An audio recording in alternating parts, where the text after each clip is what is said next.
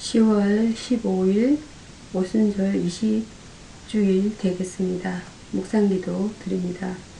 삶의 중심은 하나님을 향한 믿음이 되게 하시고 약속을 지키시는 하나님, 아침 해가 밝게 떠오를 때 주님을 기억합니다.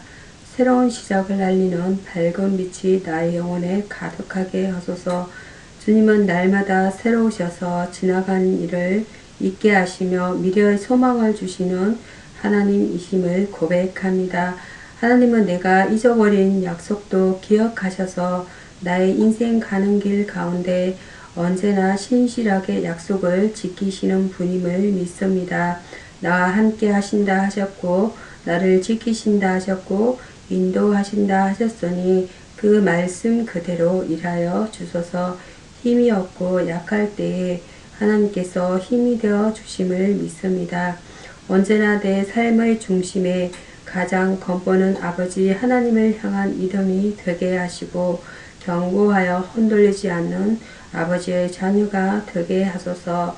오늘도 아버지의 형상을 닮아 나도 신실해지기 원합니다. 아버지께 드렸던 기도와 약속대로 실천하는 하루 되게 하시고 나도 아버지께 신실하여 오늘도 아버지를 더 닮아가는 하루 되게 하소서. 하루나는 선물을 주신 아버지를 찬양합니다. 감사히 살겠습니다. 기쁨으로 노력하겠습니다. 인도하시고 지키시고 축복하소서. 나의 주 나의 목자 되시는 예수 그리스도 이름으로 기도합니다. 아멘. 여호와를 의지하는 자는 시온산이 흔들리지 아니하고 영원히 있음 같도다. 시편 125편 1절 말씀입니다. 사도신경으로 신앙 고백 드립니다. 전능하사 천지를 만드신 하나님 아버지를 내가 믿사오며 그 외아들 주 예수 그리스도를 믿사오니 이는 성령으로 잉태하사 동정녀 마리아에게 나시고 본디오 빌라도에게 고난을 받으사 십자가에 못 박혀 죽으시고 장사한 지 사흘 만에 죽은 자 가운데서 다시 살아나시며 하늘에 오르사 전능하신 하나님 우편에 앉아 계시다가 저리로서 산자와 죽은 자를 심판하러 오시리라. 성령을 믿사오며 거룩한 공회와 성도가 서로 교통하는 것과 죄를 사하여 주시는 것과 영원히 사는 것을 믿사옵나이다. 아멘. 오늘의 성경 부하 말씀입니다. 예수는 하늘과 땅에 오사 오직 사모할 분이십니다. 사람은 무언가를 사모하며 삽니다. 돈을 사모하는 사람은 일생을 돈을 쫓아 살다가 돈과 함께 돌아버립니다. 권력을 사모하는 사람은 주위에 말려도 듣지 않습니다. 언젠가 한 번은 될 줄 알고 인생을 투자합니다. 좋은 것은 사모해도 좋습니다. 힘이 되고 소망 속에 살 수 있기 때문입니다. 그러나 세상 것은 좋은 것이 있긴 해도 영원하지는 못합니다. 예수는 하늘과 땅에 오직 사모할 분이십니다. 예수 안에 온갖 보화가 가득하기 때문입니다. 하늘에서는 주 외에 누가 내게 있으리요. 땅에서는 주밖에 나와 사모할 자 없나이다. 시편 73편 25절 말씀입니다. 오늘의 성경 본문 말씀은 출애굽기입니다. 출애굽기 말씀, 출애굽기 32장이 되겠습니다. 출애굽기 32장 7절에서 14절 말씀입니다.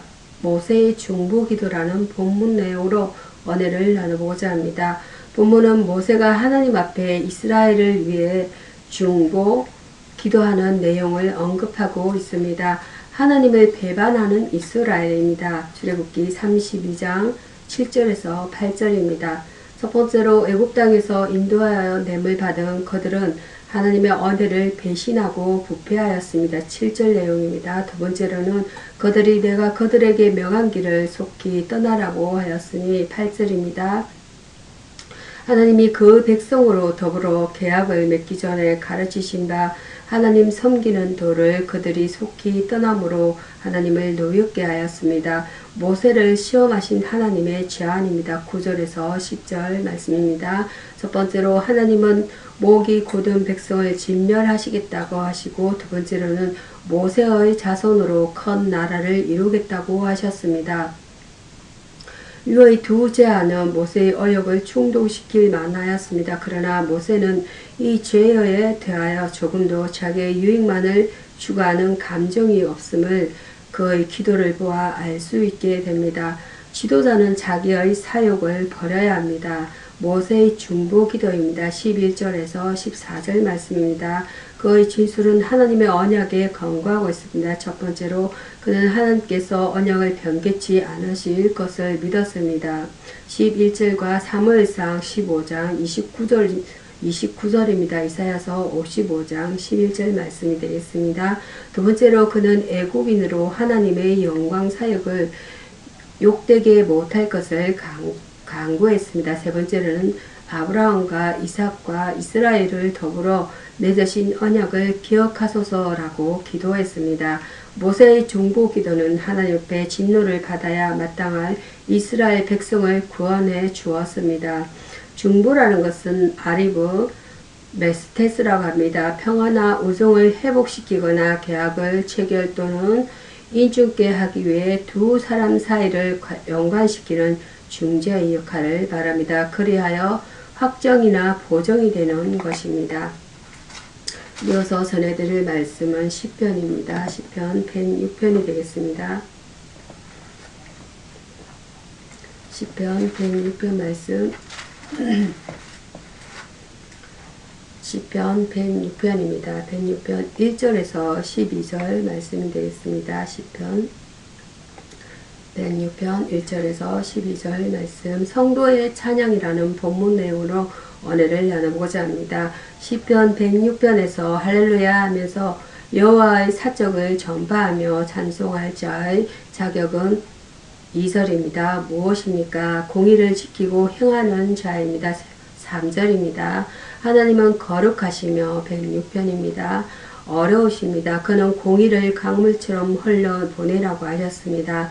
그러면 어떻게 공의를 지키고 행하는 자가 될 수 있겠습니까? 그것은 하나님의 뜻에 순종하기를 절개하고 하나님의 말씀을 모든 가치 위에 놓고 힘써 실행하기를 기뻐하며 자신의 귀한 것을 들을 때 가능합니다. 하나님 앞에서 고백하는 자입니다. 6절입니다. 무엇을 고백할 것입니까? 그는 열조의 죄를 고백했습니다. 7절 말씀입니다. 열조의 죄라는 말은 민족 전체의 죄를 뜻합니다. 그는 깨닫지도 못하고 기억하지도 못한 죄가 7절입니다. 이렇게 고백한 자를 하나님께서는 선대하사 은혜를 베푸셨습니다. 바다에 길을 여시고 다시 바다에 덮어서 큰 권능으로 영광스러운 은혜를 베푸십니다. 그 말씀을 믿고 찬송을 부르는 자입니다. 12절입니다. 106편입니다.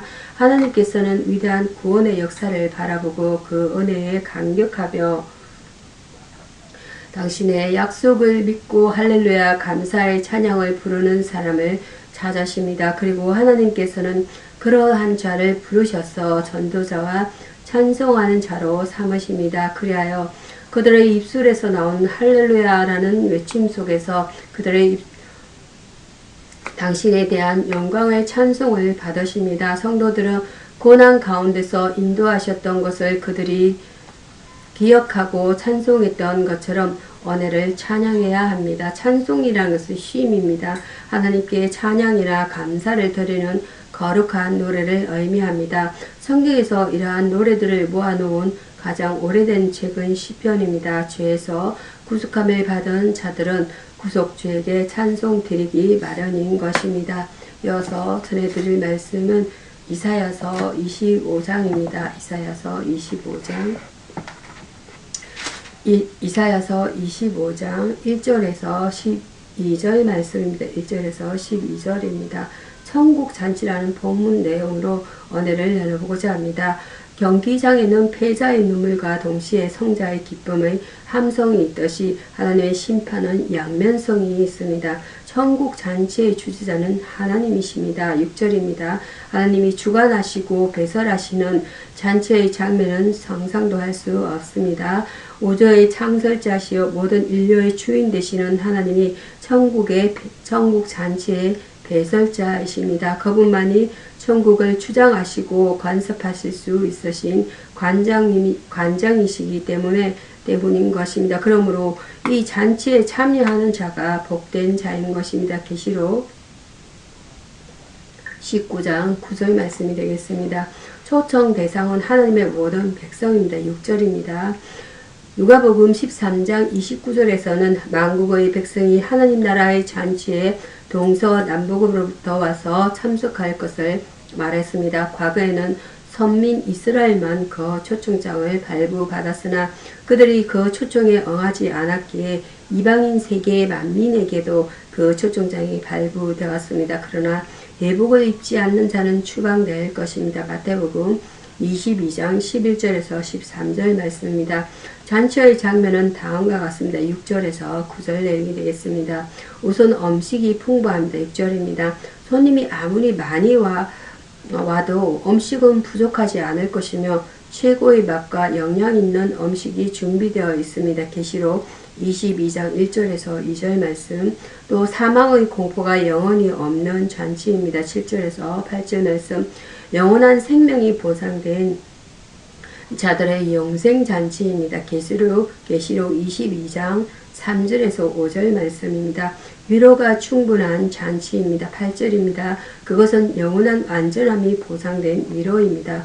복음의 축제인 이 천국 잔치는 하나님의 뜻이 이루어질 때까지 실망하지 않고 기다리는 자일 것입니다. 하나님 나라는 말쿠터 여호와입니다. 하나님 나라보다도 동적인 하나님의 통치를 더욱 의미하는 것 같습니다. 하나님께서 통치하시는 왕국에 대한 개념은 매우 오랜 역사를 통하여 발전하여 온 진리입니다. 이어서 전해드릴 말씀은 시편 23장이 되겠습니다. 시편 23장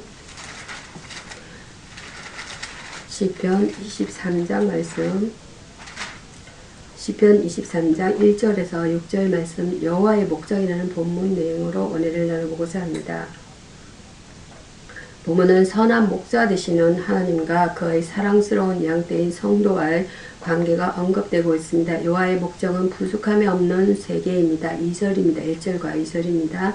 여호와는 나의 목자라는 말은 단순한 이론이 아니라 체험을 통해서 얻어진 신한 고백입니다. 푸른 초장이란 말은 풍요를 상징하는 것으로 인간이 통치하는 곳에는 불평과 다툼이 있어도 하나님의 통치가 미치는 곳에는 항상 모든 것이 풍부함을 보여줍니다. 이 세상에서 거의 경험할 수 없는 최대의 복으로 넘쳐 흐르고 있습니다. 여호와의 목장은 안식이 있는 세계입니다. 2절과 4절이 되겠습니다. 실만한 물가는 문자적으로 천천히 흐르는 물가죠. 평안과 휴식이 있는 곳이란 의미입니다. 인간은 하나님으로부터 단절될 때 그 영혼은 공고함에 처하게 되어 영적인 무거운 압박으로 결국에는 하나님께 대한 영혼의 무감각한 상태에 빠지게 됩니다. 그러나 주님은 공고함에 처한 영혼들을 생명서 푸른 강가로 인도하십니다. 여호와의 목장은 평화가 있는 곳입니다. 4절입니다. 지팡이는 기르는 양떼를 인도하는 데 쓰이는 것을 지칭하며 막대기는 맹수들의 공격을 저지하는 데 사용한 일종의 호신구로 분류하는 것이 일반적입니다. 사망의 엄심한 골짜기 같은 세상에서 하나님을 의지하고 따르는 자들에게 하나님께서 보호자와 인도자가 되어 주시기 때문에 두려움이 없고 생활 속에서 평화를 누리게 됩니다. 여호와의 목장은 부족함이 없으며 안식과 평화가 충만한 곳임을 알아야 합니다. 충만이라는 것은 소바, 벌레로마, 하나님께서 그 영으로 그 자녀들의 마음을 풍성케 하는 것을 말합니다. 또한 예정하신 일을 성취하여 결국에 이르게 하는 것을 뜻하기도 합니다. 이어서 전해드릴 말씀은 신약성경입니다. 신약성경 빌립보서입니다. 빌립보서는 4장 말씀 되겠습니다. 빌립보서 4장 내용입니다.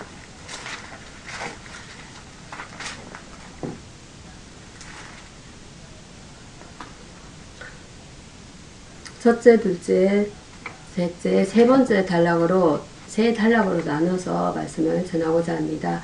첫 번째 단락은 4장 1절에서 3절 말씀 바울의 권고라는 본문 내용을 은혜를 나누고자 합니다. 바울은 빌립보 성도들에게 마지막 권고를 하고 있습니다. 우리에 대한 권고로 받아서 주님을 기쁘게 해드리자라고 말씀합니다. 주 안에 서라 1절입니다. 우리의 시민권은 하늘에 있고 우리는 장차 그 나라에 들어갈 천국 시민으로 주 안에 굳게 서야 합니다. 우리 대적 마귀는 우는 사자같이 우리를 삼키려고 하고 있으며 할 수만 있으면 택한 자라도 미혹하여 넘어뜨리려 하고 있음을 염두에 두고 항상 주 안에서 던던히 서 있어야 합니다. 하나가 되라 2절입니다. 바울은 유오디아 순두개를 관련시켜 하나가 되는 방법을 제시하고 있습니다. 주 안에서 같은 것을 생각하라는 것입니다. 사람마다 개성이 다르고 취향이 다르기 때문에 하나가 되기 어렵습니다. 그러나 그리스도를 생각하는 동일한 마음을 품을 때에는 다 하나가 될 수 있습니다. 주 안에서는 다른 생각을 할 수 없기 때문입니다. 주 안에서 도우라 3절입니다. 복음에 나와 함께 힘쓰는 저 부녀들을 돕고 또한 클레멘트와 그 외에 나의 동역자들을 도우라. 불신자들도 서로 돕고 어려운 이웃을 돕는다는 것이에요. 하물며 주 안에 있는 성도들은 돕는 손길을 항상 펴야 할 것입니다. 그 이름들이 생명책에 있느니라는 말씀은 그들이 확실히 주 안에 있는 형제 자매가 되었다는 말씀입니다. 마지막 세대에 살고 있는 우리들로서 항상 주 안에 서서 서로 협력하며 하나가 되는 그리스도인이 되어야겠습니다. 겉면이라는 것은 exaltation입니다. 파라클레시스, 이 말은 한 사람에게 그의 의무를 수행하도록 동기를 유발시켜 주는 행위를 뜻합니다. 사도교회에서는 이 말을 특별히 초자연적인 것이나 예언적인 기능으로 인정했습니다. 두 번째 단락은 빌립보서 4장 4절에서 7절 말씀 성도의 삶이라는 본문 내용으로 은혜를 나눠보도록 하겠습니다. 성도의 아름다운 삶은 어떤 삶입니까? 바울 사도는 성도의 합당한 삶에 대하여 가르쳐주고 있습니다. 주 안에서 항상 기뻐하는 삶입니다. 4절입니다. 우리가 사는 세상은 물론 항상 기뻐할 만한 환경과 처지가 아닙니다. 가정과 건강과 직장과 사업, 자녀 문제 등 너무나 어려운 문제들이 많습니다. 그러나 성도들의 삶은 특수합니다. 즉 주 안에서 항상 기뻐할 수가 있습니다. 바울은 감옥에서 언제 사형당할지도 모르는 상황에 있으면서도 기뻐하라고 권하고 있습니다. 모든 사람에게 관용을 보이는 삶입니다. 5절입니다. 관용이란 말은 양보하다라는 것입니다. 점잖다는 것과 관대하다라는 것과 참을성이 있다는 뜻입니다. 예수님께서는 가늠하다가 현장에서 잡혀온 여인도 용서해 주셨습니다.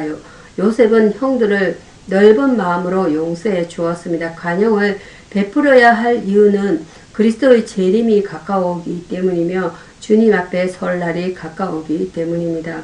염려하지 않고 기도하는 삶입니다. 6절입니다. 염려는 정신분열을 뜻합니다. 예수께서는 무엇을 먹을까 무엇을 입을까 염려하지 말라고 하셨습니다. 마태복음 6장 25절입니다. 세상 근심은 사망을 이룬다고 말씀하고 있습니다. 고린도후서 7장 10절입니다. 염려하지 말고 오직 모든 일에 기도와 간구로 너희 구할 것을 감사함으로 하나님께 아뢰라라고 말씀하고 있습니다. 6절이 되겠습니다. 염려하는 대신 기도하는 삶이 성도의 아름다운 태도입니다. 성도의 삶은 기뻐하는 삶, 관용을 보이는 삶, 염려를 거치고 기도하는 삶입니다. 성도는 하시딤, 하기오이, 천상의 존재들이나 하나님 나라 백성들을 가리키는 말입니다. 예수께서 죽으실 때 죽음으로부터 다시 살아났던 자들에게도 적용되고 있습니다. 이어서 전해드릴 다음 단락은 빌립보서 4장 8절에서 9절 말씀 온전한 성도의 생활이라는 본문 내용으로 은혜를 나눠보고자 합니다. 사도 바울은 언제나 도덕적, 영적으로 온전한 생각과 행동을 하라고 권면하고 있습니다. 온전한 생각을 해야 합니다. 8절입니다. 생각이 온전치 못할 때 그 사람의 행동이 온전할 수 없고 인격이 온전할 수 없습니다. 그러므로 생각은 그 사람의 인격을 좌우합니다. 온전한 생각은 무엇입니까? 첫 번째로 무엇이든지 참되며 우리의 말과 약속이 진실할 것을 의미합니다. 이는 우리 성도가 참되지 못하면 죽은 자와 같다라는 것이에요. 두 번째로는 무엇이든지 경건하며 경건은 엄숙과 단정과 진지한 태도이며 영혼을 바라보며 멀지 않아 이 세상을 떠나 천국으로 갈 것을 아는 자의 태도입니다. 세 번째로는 무엇이든지 오르며 정결하며 사랑할 만하며 칭찬할 만하며 라고 하였습니다. 온전한 행동을 해야 합니다. 9절입니다. 너희는 내게 배우고 받고 듣고 본 바를 행하라 고 했습니다. 온전한 사람이 되려면 온전한 행동이 있어야 될 것입니다. 생각 자체가 중요하지만 그 생각이 행동으로 나타나지 않으면 칼집 속에 던 칼과 같다라는 것이에요. 피우지 못한 꽃과 같다라는 것입니다. 행함이 없는 믿음은 곧 죽은 것이라고 하였습니다. 마음속의 생각이 실제적 행동으로 나타나야 한다는 것이에요. 바울은 특히 자기가 보인 6가지 덕목을 따라서 바울 사도로부터 지식적으로 배웠을 뿐만 아니라 그것을 온전히 받아들였습니다. 모든 그리스도인들은 마땅히 배운 바를 삶 속에서 구현해야만 합니다. 청종이라는 것은 오베이입니다. 시키는 대로 잘 들어 쫓는 행위를 뜻합니다. 우리는 그리스도의 말씀에 청종해야 합니다. 주여 말씀하옵소서. 주의 종이 듣겠나이다. 이것이 종의 기본이 되는 자세입니다. 다음으로 전해드릴 말씀은 마태복음입니다. 마태복음은 21절, 마태복음 21장 33장에서 46절 말씀, 불의한 농부라는 본문 내용을 오늘 나눠보도록 하겠습니다. 주님께서 이 비유로 이스라엘 역사를 요약하시며 그 과정을 단계적으로 보여줌으로써 구속사를 보여줍니다. 하나님의 목적입니다. 33절에서 34절 말씀입니다. 이 비유는 예수님 당시 팔레스틴의 사회적 상황이었습니다. 이 비유를 통해 하나님께서는 이스라엘 곧 하나님의 백성을 선택하신 목적을 말씀하셨습니다. 하나님은 포도나무를 심으셨고 열매를 원하셨습니다. 이사야서 5장 1절에서 7절 말씀이 되겠습니다. 무화과 나무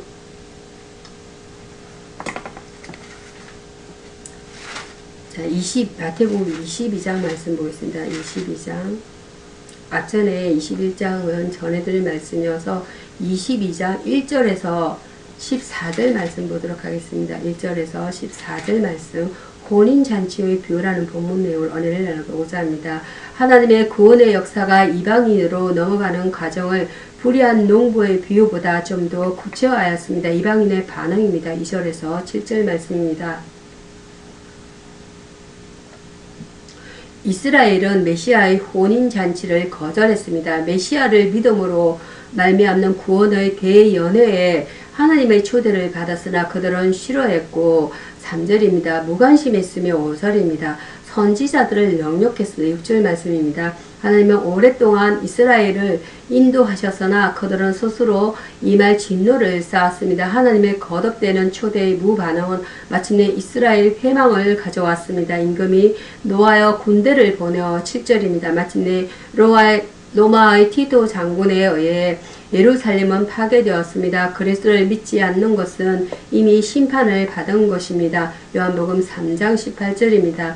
이방인의 반응입니다. 8절에서 10절 말씀. 유대인은 이방인을 경멸했습니다. 하나님의 선택에 있어서 이방인은 하나님도 없고 약속의 언약에 있어서 죄된 자들이었습니다. 에베소서 2장 11절에서 12절입니다. 그러나 유대인이 실족함으로 구원이 이방인에게 넘어왔습니다. 참 감람나무의 가지가 꺾이우고 돌 감람나무인 이방인이 접붙임을 받았습니다. 로마서 11장 11절에서 21절입니다.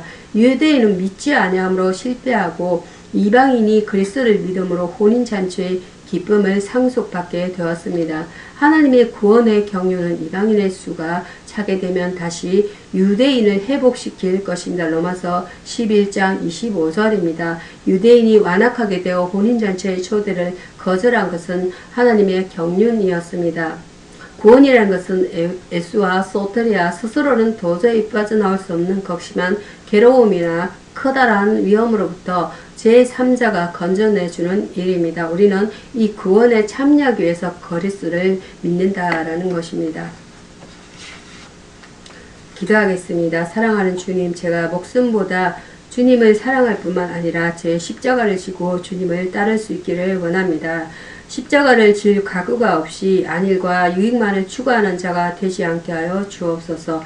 겸손의 도를 친히 몸으로 보여주신 주님, 높아지는 것은 낮아지는 데서 출발하여 자랑과 욕심은 창피와 타락을 가져다 주며 겸손과 자기 부정은 명예로운 인정을 받게 됨을 늘 기억할 수 있게 하옵소서. 제가 물질 체면보다는 사람을 더 사랑하게 주옵소서. 윗자리보다 주님 계신 곳을 사랑하게 하옵소서. 저희 참 즐거움이 되시는 주님 그리스도의 은혜로 말미암아 값없이 주시는 구원을 얻어 하나님의 나라의 시민이 됨을 큰 잔치에 비길 만큼 풍성한 생명의 향연인 것을 믿습니다. 제가 세상 일을 버리고 잔치에 참여하겠습니다. 그리고 빨리 시내의 거리와 골목에 나가서 강권하여 사람을 데려오기를 힘쓰겠습니다. 저를 천국 잔치를 이루게 하는 심부름꾼으로 사용하여 주옵소서. 예수 그리스도의 이름으로 기도드립니다. 아멘. 주 기도문으로 말씀을 마치겠습니다. 하늘에 계신 우리 아버지여, 이름이 거룩히 여김을 받으시오며 나라의 임하옵시며 뜻이 하늘에서 이룬 같이 땅에서도 이루어지이다. 오늘 우리에게 일용할 양식을 주옵시고 우리가 우리에게 죄 지은 자를 사하여 준 것 같이 우리 죄를 사하여 주옵시고 우리를 시험에 들게 하지 마옵시고 다만 하나님께서 구하옵소서. 대개 나라와 건세와 영광이 아버지께 영원히 쌓옵나이다. 아멘. 감사합니다.